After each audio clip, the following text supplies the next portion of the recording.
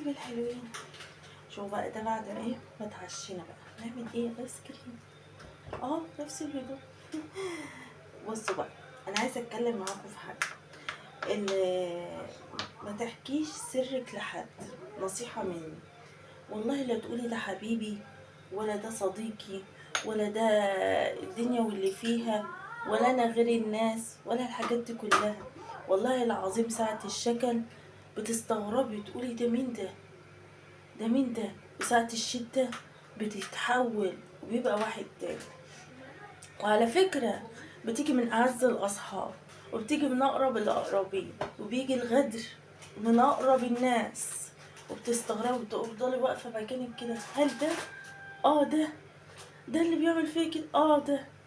ده والله جربتها، والله جربتها كتير. وبالذات بعد موت ماما الله يرحمها، أنا شفت ناس كانت لابسة قناع، ودلوقتي أنا عندي أكلم الحيطة أحسن، ولا إني أروح أحكي لحد، ولا إني أروح أشتكي لحد. لا، روح كلمي الحيطة وما تكلميش حد. والله العظيم بتتغدري وبيجيلك من أقرب الناس.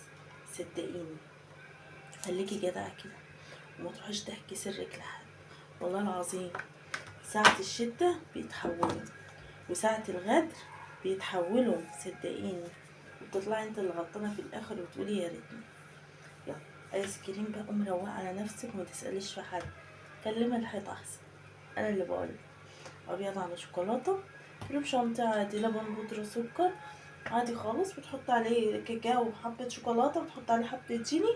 ده ابني كان عايز بالليمون، ده بالليمون. مش عارفة بقى يطلع حلو. لا والله حلو. لا ايه عصر عليه ليمونتين واضربي، بس كده عملت ايس كريم بالليمون. والف هنا عليكم. يلا اضربيه باللبن والقشطة هيطلع معاكي تحفة.